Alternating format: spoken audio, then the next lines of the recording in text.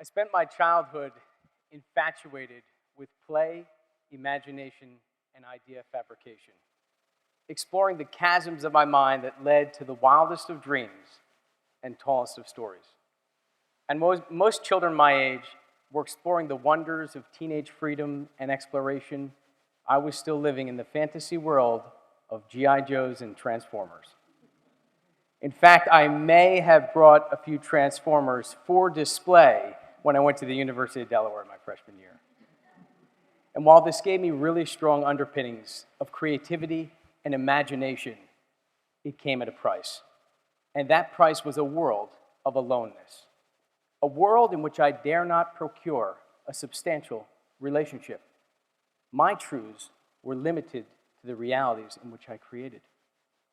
A defining moment came for me during my junior year of high school. And I was putting away some percussion equipment underneath the counter, and two boys trapped me underneath. And they kicked and kicked and kicked, and eventually my nose cartilage was pushed back, there was blood, I was disoriented. And fortunately, another student came in and brought me down to the office. And it was at that point that I had to admit to my parents that I had been being bullied. And it was my faith and my relationship with my parents that helped me get through high school and into my career. But this is something I would not have found in my world of fantasy. So I think about the children that are like I was. James Comer said, "No significant learning can occur without a significant relationship." And I think we look for truths in our relationships. John Hattie's research on visible learnings demonstrated a positive correlation between student-teacher relationships and learning.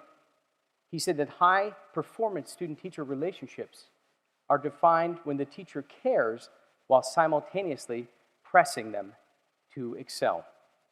And I think the same could be said about our workplaces and our relationships with family members and friends. But it begins with trust. Stephen Covey said, "Trust makes the world go round." And I can't imagine a relationship without trust, right? And I don't want to imagine a classroom without trust. Our children need to be able to speak freely and openly in the classroom. And what about your places of work, right? As a leader, you need to know that everyone is rowing in your direction. And not just when you turn around and look. But it's not just trust, right? Trust demands understanding. Understanding another human being. Understanding their perspective, their lens. I think about the child in the classroom. Sure, you know her as a student, but how does she fit into her family dynamic? How does she fit into her community? And I think too often, teachers see a negative behavior or an unwanted behavior in the classroom, and they attack the behavior without understanding the why. Why is that behavior occurring? And that breeds negativism, right, in the classroom. And I think we need the exact opposite. We need more joy in the classroom, right? Joy in learning.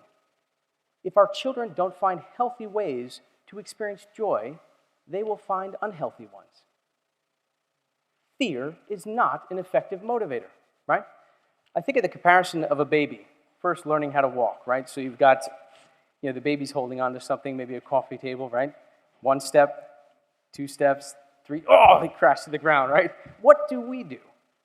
We cheer, right? Some overdo it. My kid's a genius, right? Get your camera, honey, call your parents, do that thing you do. We don't yell at the child. Get up!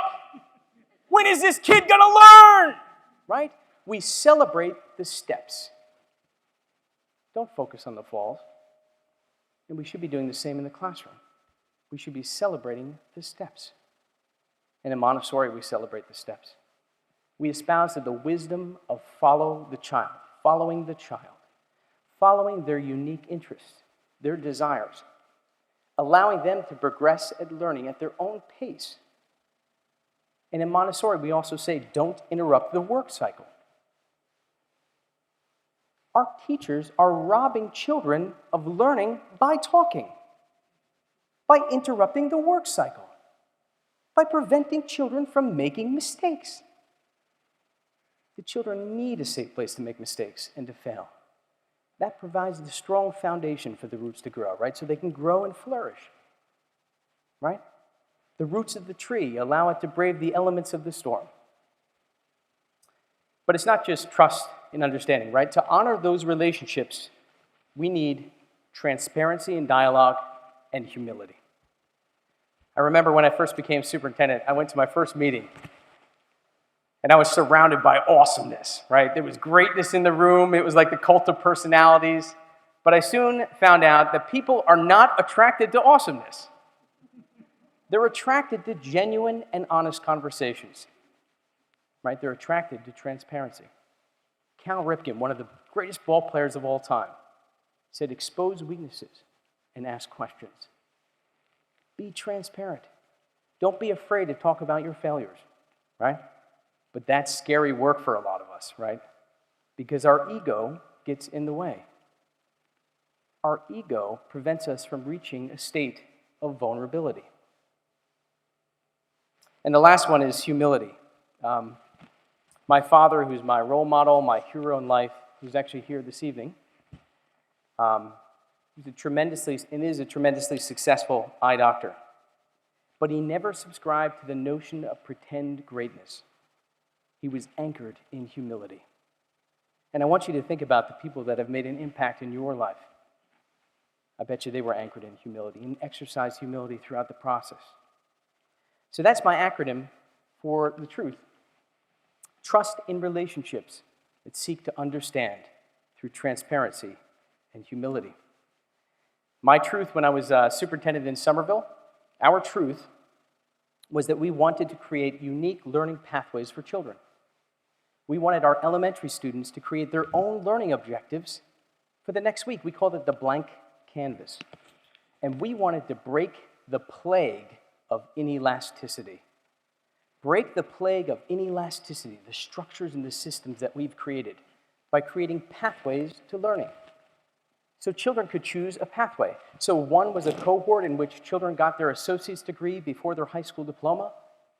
Another one was a cohort where they went down to the teaching hospital in town. They learned on campus. They shadowed members of the allied health profession. They presented to doctors, and they got that teaching hospital right on their transcript. And another was a group of kids who didn't fit into the traditional high school, right? So we created a non-traditional high school with a later start time, where they were greeted with food, with long, uninterrupted blocks of learning, where they progressed at their own pace. They weren't grouped by date of manufacture. Right? That was our truth in Somerville. But it required us to get off our island. We had to admit that we could do a whole lot better when we partner and make strategic relationships with other organizations and community members. We knew that we could do better when we partner. And isn't that the problem with the world today? We're stuck on an island and we're not speaking the truth. It's time to get off our islands. We had a wonderful strategic plan in Somerville, and I don't want to downplay our strategic planning. But what is a strategic plan without a culture of truth? I once heard this quote, and I don't know who the owner of the quote is, but culture eats strategy for breakfast. It's true, right? I want to walk you through an activity that I do with my students. I teach mental health in schools, a course for aspiring teachers. And I walk them through these 3 slides. I'd like to do it briefly with you here this evening. Obviously, I would spend more time on this with my students in the classroom. So each of these artistic renderings are 2 images within one. And my instruction to the students is looking at something, what you see or what you don't see. In other words, is it the absence that gives you meaning, right? So I ask them to stare intently. They're observing, right? They're becoming stewards of observation, keen observation. And we have a few aha moments, and the students are helping each other locate the different images and what they are.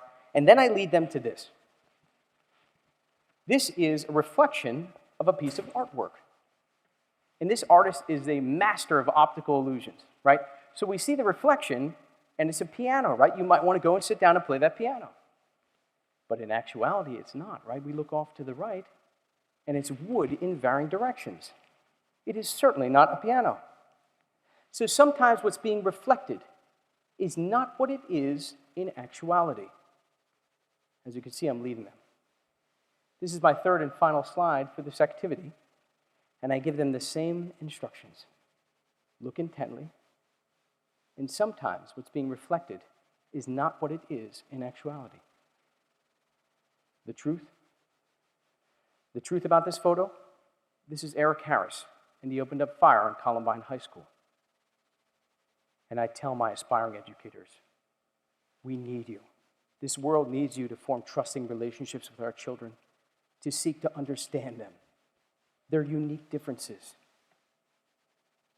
to not be afraid of the transparent dialogue.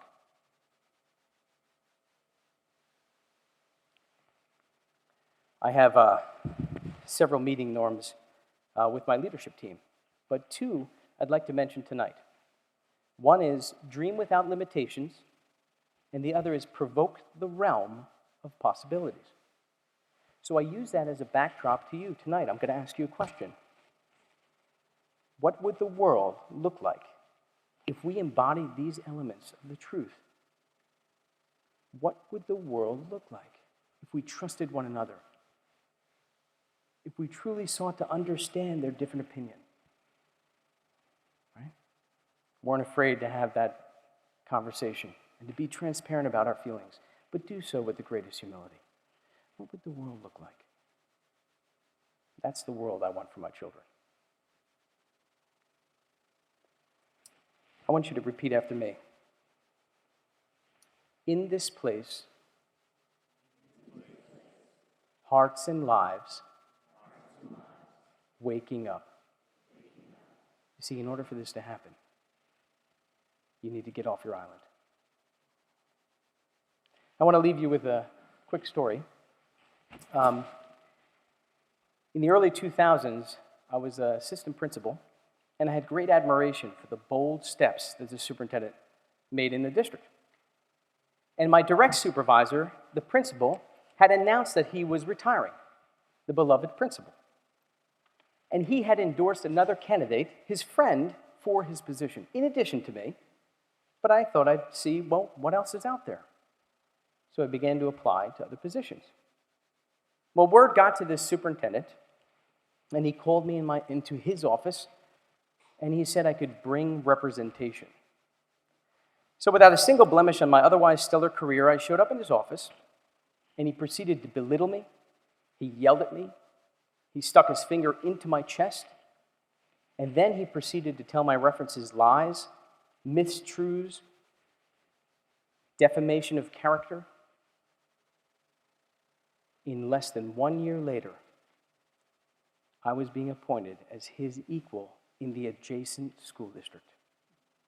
I was being appointed as superintendent in the town right next to his. And I went on, thanks to the efforts of my team, to win State Superintendent of the Year, the NASS National Superintendent of the Year, highest rated professor. Our district won a District of Distinction Award. It's because he gave me a gift. See, we're all driven by a fuel. I believe that. But I was driven by something I call high octane, right? It's the fuel to prove someone wrong. Years have passed. And this past August 2018, he was being appointed as an interim in a neighboring school district to me. And he had a welcome night. So I went, and I stood in line. And it was a little awkward at first, I must admit. But I walked up to him, and I genuinely thanked him. And I even said, I thank you for the mistruths, the attempt to defame my character. I thanked him. And I handed him my business card. And on it, I put a Bible verse, Genesis 50:20. And I handed it to him. And he looked me in the eye, and he said, you know, you coming here says a lot about the truth of your character and little about mine. You see, the quality of our thinking determines the quality of our life. Trust in relationships that seek to understand through transparency and humility. That's my truth. What's yours?